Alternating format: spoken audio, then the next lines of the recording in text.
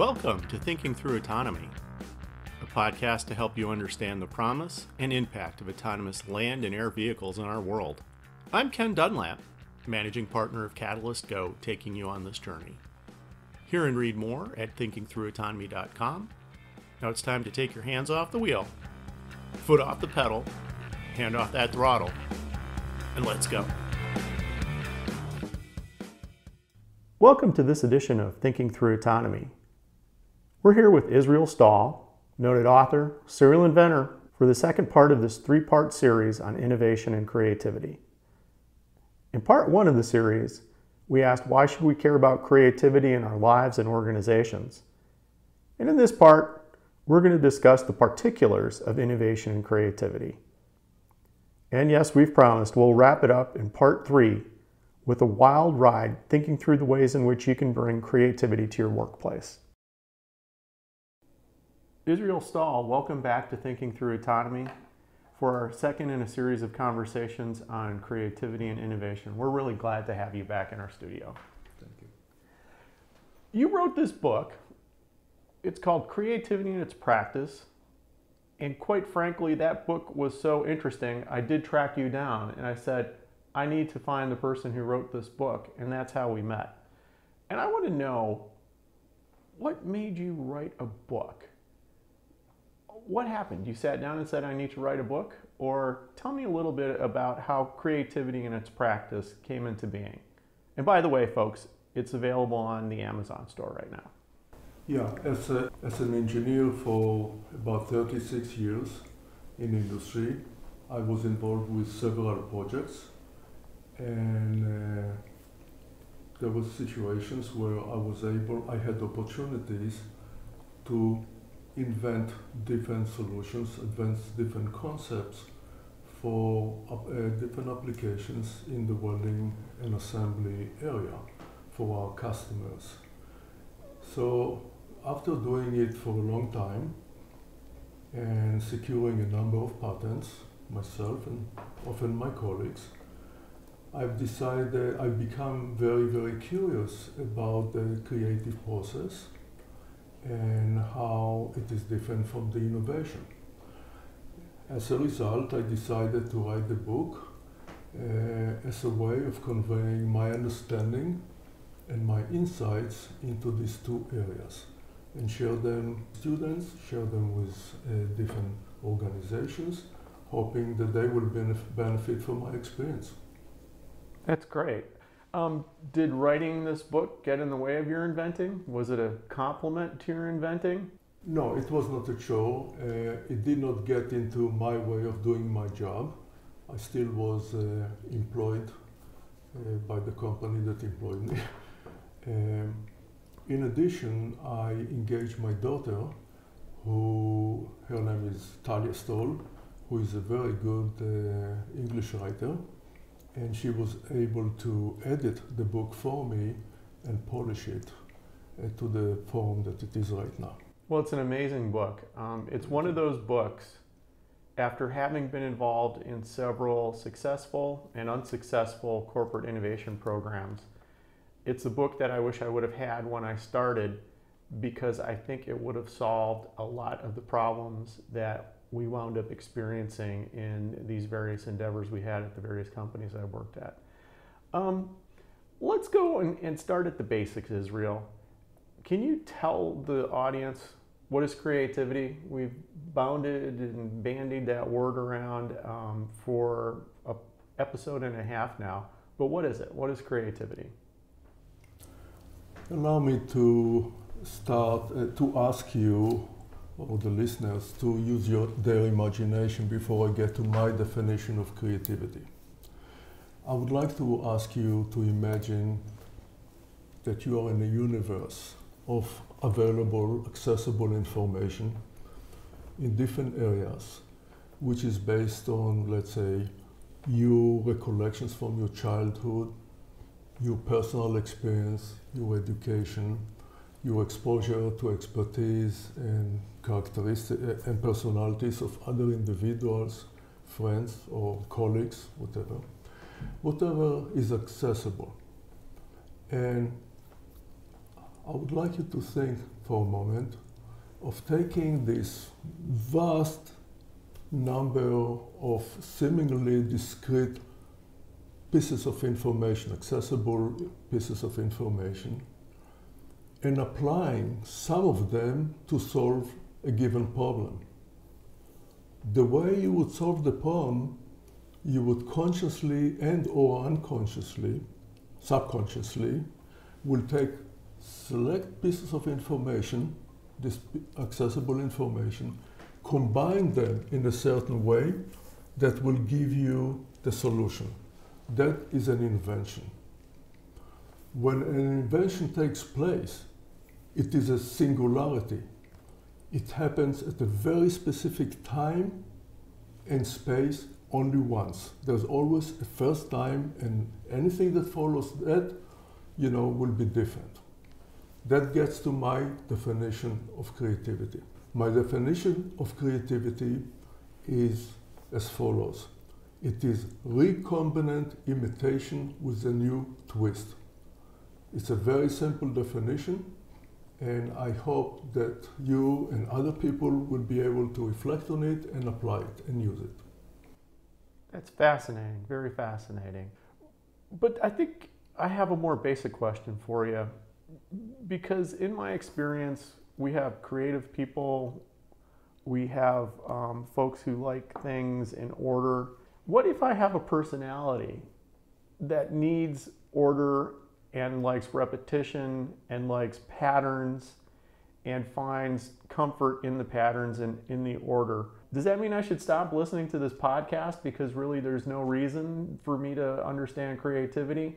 Or does everyone need to understand creativity? I think everybody needs to understand creativity. And furthermore, I don't think the aptitude to be creative has much to do with the desire, with the tendency or the preference of being orderly, organized, or disorganized. It's an innate talent that can be fostered, can be honed, can be developed and improved over time with experience. So you're saying there's hope for the rest of us? Let me think about it. I wasn't asking you if there's hope for me. I was wondering if there was hope for the rest of us. I'll get back to you next week. Yeah, we'll do that the next episode. You talked about an innovation as a singularity. You briefly mentioned innovation. Creativity. So creativity is the singularity. Then let me ask you, what is the relationship between creativity and innovation? Okay. Creativity is the act of coming up with a novel concept, a novel solution that in support or with a goal to benefit somebody or something. Innovation is the act of taking this invention and implementing it again towards a certain goal for somebody or something. Which leads me to wonder, when we hear about the topic of innovation and creativity, today's lexicon primarily discusses it within a corporate context. Be, as we were talking before, be like Silicon Valley. Can't you be more creative like Bill Gates or Elon Musk? Can't you be more creative like Louis Pasteur? And that's viewed on it as an enterprise kind of solution set. But I'm wondering, for me as an individual sitting here in Pittsburgh, where does creativity fall on an individual spectrum? As an individual, do I need to be creative where, my day is driving to work and driving back, and maybe there's no expectation that I'm creative or contribute to innovation? What's the role of creativity in an individual? I think creativity can be used, can be applied to different walks of life, different endeavors, whatever individual is involved with. It can be in your private life, out of your job, out of the workplace, but it's also often very beneficial to be creative while you work. I believe that's one of the reasons why most of us have been paid when we had a job, and we were paid to come up with solutions to different problems that the company is facing. So I guess you're kind of talking about the whole of a person, that the whole of the person has an individual creative aspect, and that creative aspect is also available to contribute in the workplace. Sure. And there shouldn't be a bias thinking that creativity is only part of the work routine. Absolutely not. Okay, so then this is more of a 24/7 pursuit rather than a 9-to-5 pursuit. Absolutely. Which I think it says that you don't have to be focused on Silicon Valley to really benefit from a discussion on innovation and creativity. Well, I would like to refer a little bit to the Elon Musk and Steve Jobs and all of those other geniuses that really revolutionized certain industries. I think we all ought to look up to these people and try to learn how they accomplish what they accomplished with their talent and drive and tenacity. It's really admirable. We should use it almost as a benchmark. Mm-hmm. So I have a tremendous respect to these industries. Well, one of my personal heroes is Elon Musk. I have watched, I think, nearly every single SpaceX launch and find each one absolutely amazing and brings back the excitement of, quite frankly, when we were kids and we were watching rockets go to the moon. He's All an right. amazing individual. Israel, that spurs a question in my mind about the dependencies between creativity and innovation. Are these separate? Can they exist without one another? Can one exist without being dependent on another? How does that work? How do you view that? Creativity, as I mentioned already before, is really the act of coming up with a novel idea or a concept. Innovation is the act of implementing that concept, reducing it to practice, productizing, etc., testing it perhaps. Now, the relationship between the two is as follows. You can have creativity without innovation, but you cannot have innovation without creativity. And let's just talk a little bit about imitation. Doesn't creativity maybe start with doing a little imitation? Imitating what we see and experience? You know, quite frankly, you can say we imitate what's in nature and we try to mechanize it. Or we see what's in nature and we try to turn it into some sort of autonomous system. What's the role between imitation and creativity? That's a very good question. And I'm glad that you're bringing it up. So I believe that imitation is the avatar of creativity. What do you mean by avatar?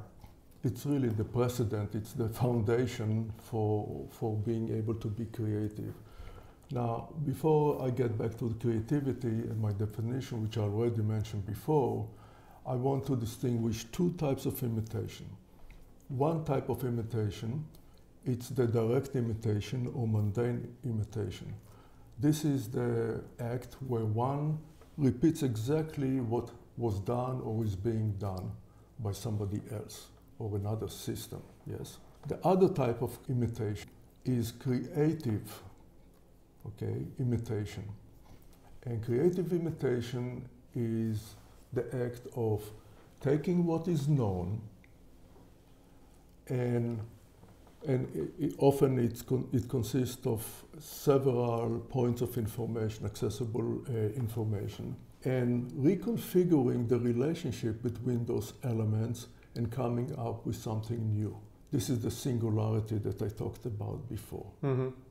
And this gets me back to the definition, which is creativity is recombined imitation with a new twist. And that gets to another question. And the question is, what is the purpose of patents? Why do companies and individuals secure patents? Why even patents exist?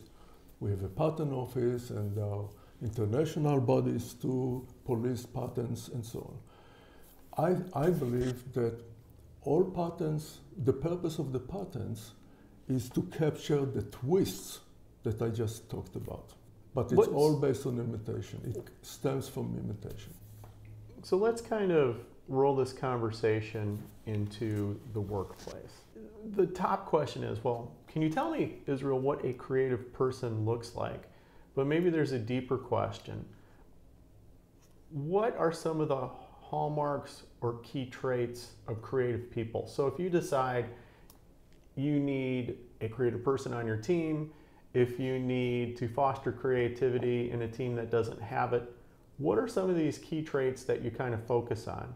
Creative individuals, and that's based on what I've observed over the years, are often driven individuals. Sometimes they have a very strong confidence in their concept and their ability to advance a new idea, but that doesn't mean that they are confident socially.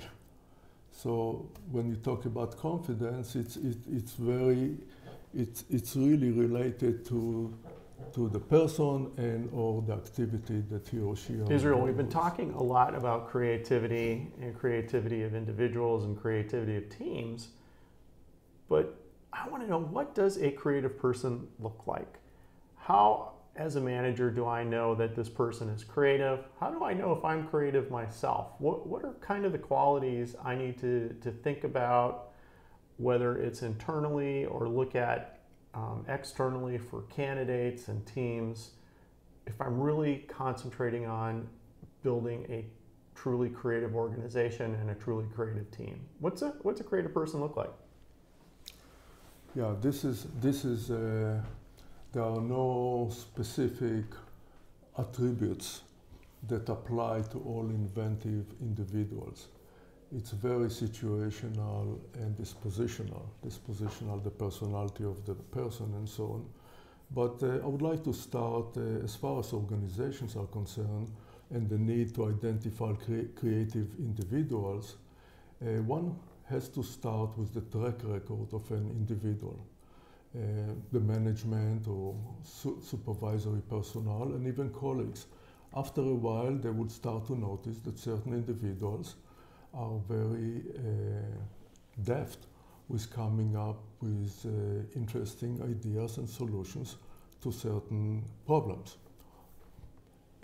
However, allow me to generalize some of the qualities of individuals that are creative, that I have observed over the years, and also based on my reading of history of creative individuals.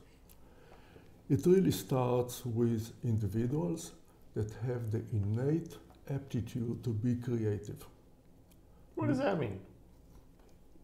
It means that certain people, when they look at a set of data related to a given problem, they have a certain way of coming up with solutions that are not just direct imitation. It's not just a repetition of what was done before.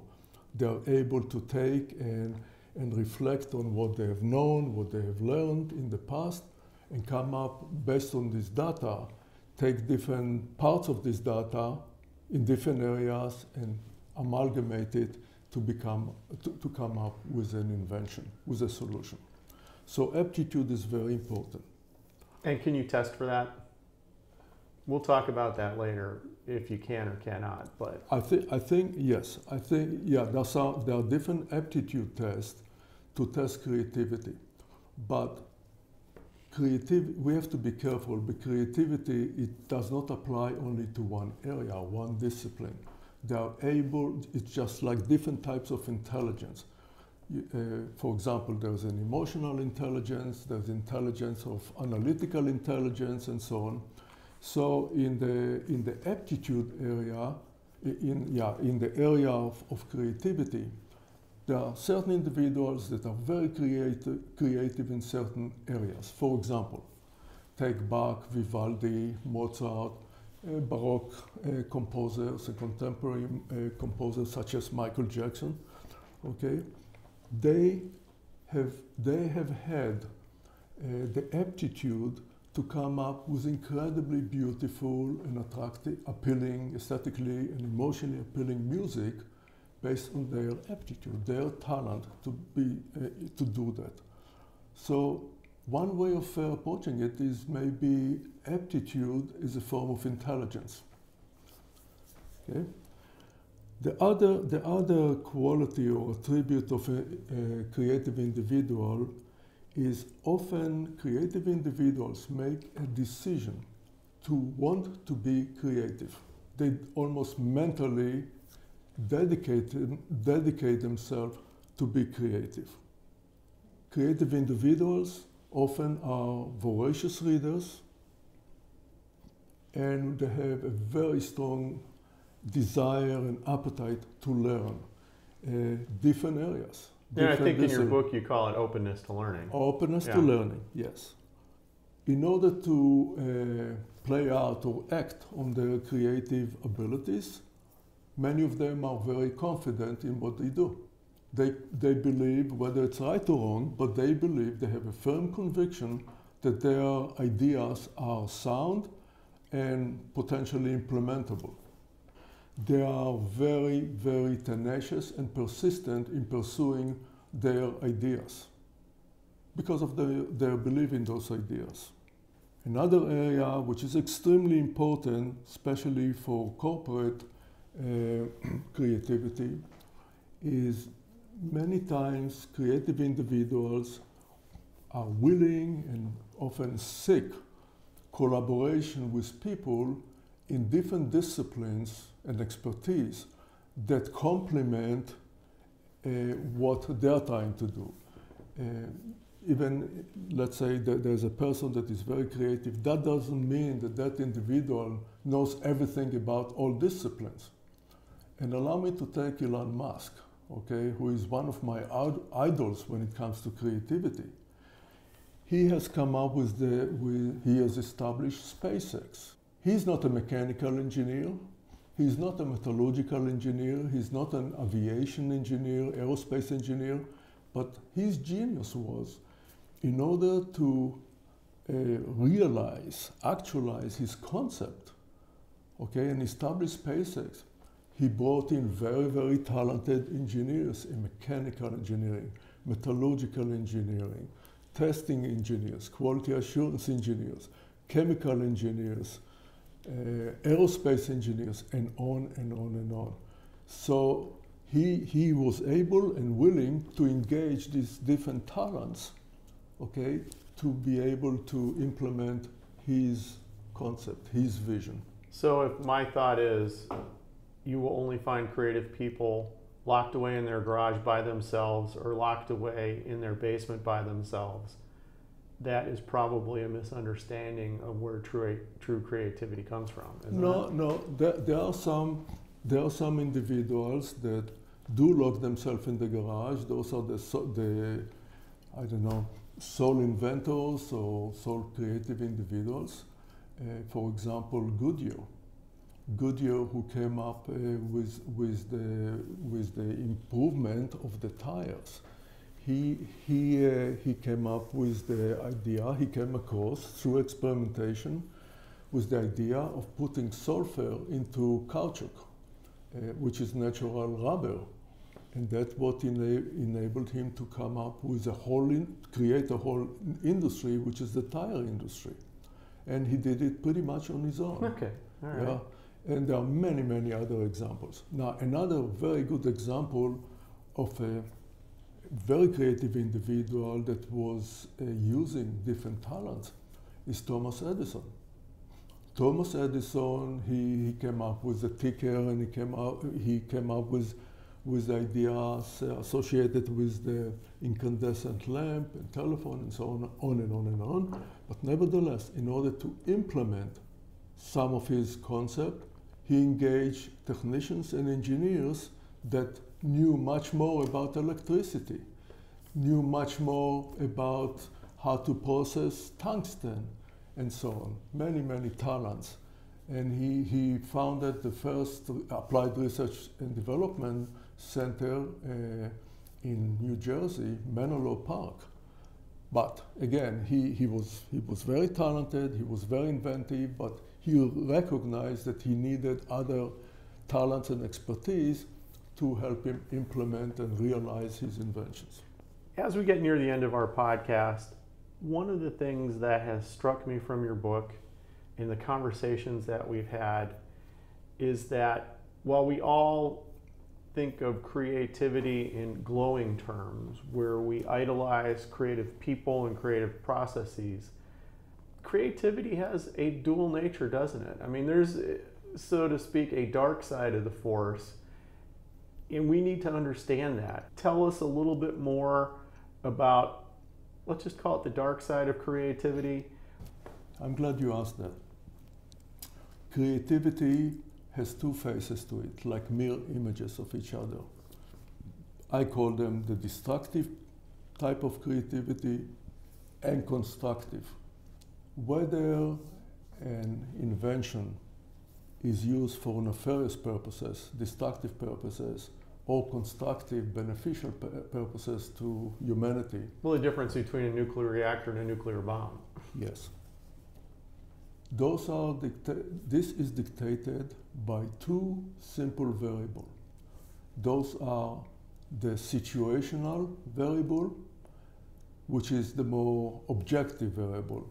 This is the time, the culture, the resources available, funding, the society that one lives in, and so on.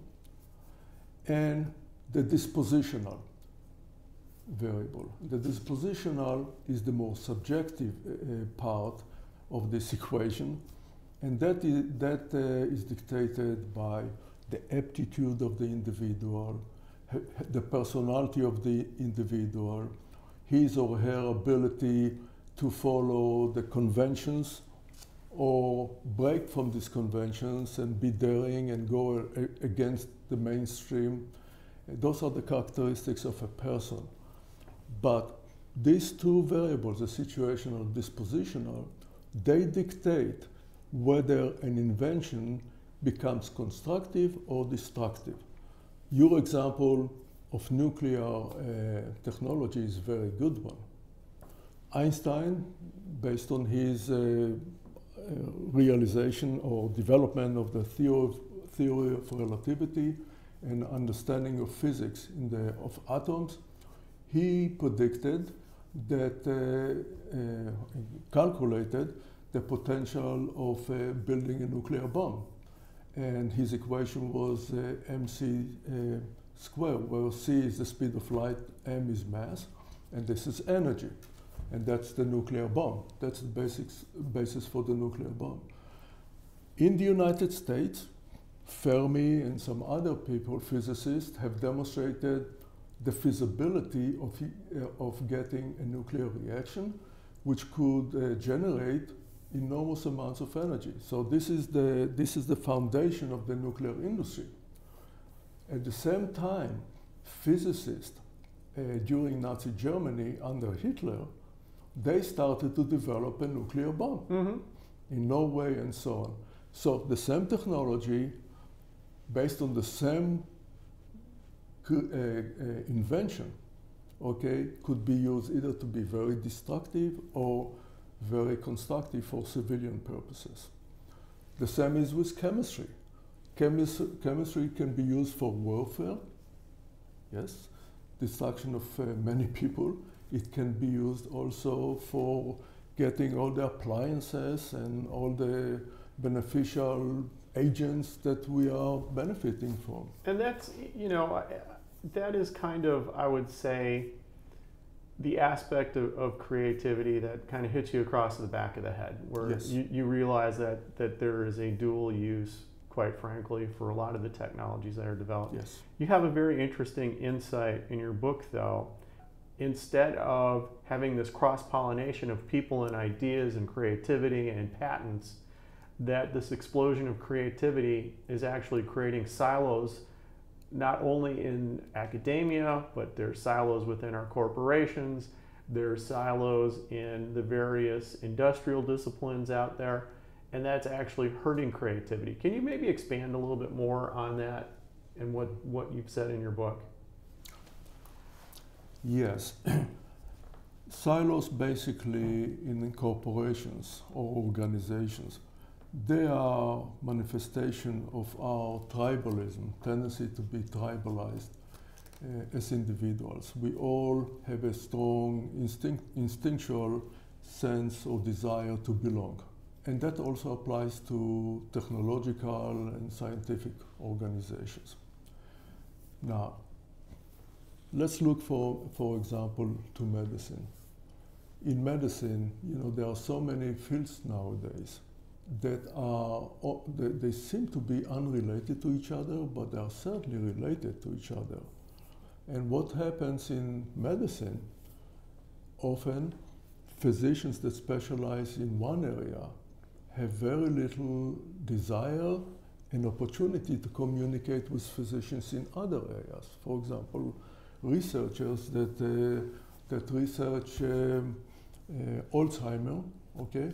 Often they have nothing to do with the general practitioner and so on. And that applies in physics, chemistry, and on and on and on. It can be both a benefit to be in silos, but it can also be a huge disadvantage.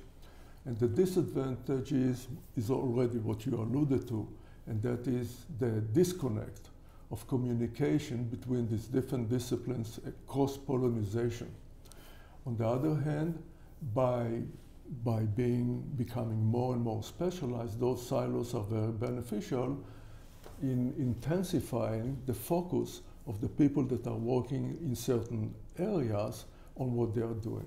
So it goes both ways, and I think the way it has to be managed by, let's say, experienced, wise managers and supervisors, not to allow this culture to become so stagnant, so it's so siloized to the point where the organization is ineffective as far as its ability to be creative. Israel, thanks very much for that insight. I'd like to thank you for joining us on Thinking Through Autonomy. We'll be getting together again, hopefully for the third part of this series, and we'll talk about cultural issues, management techniques, and trying to figure out how you can incorporate creativity and innovation in your workplace in episode 3. So thank you very much.